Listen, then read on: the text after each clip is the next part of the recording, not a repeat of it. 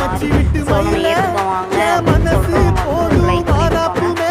அடுத்த வாரம் நாளைக்கு என்ன நடக்கும் அப்படின்னா இதே மாதிரி போயிட்டு இந்த சோழன் எடுத்த ஃபோட்டோ பார்த்துருவாங்க. ஏன் அப்படி கை போடுற மாதிரி ஃபோட்டோ எடுத்துருக்கீங்க அப்படிங்கிற மாதிரி சண்டை போடுவாங்க.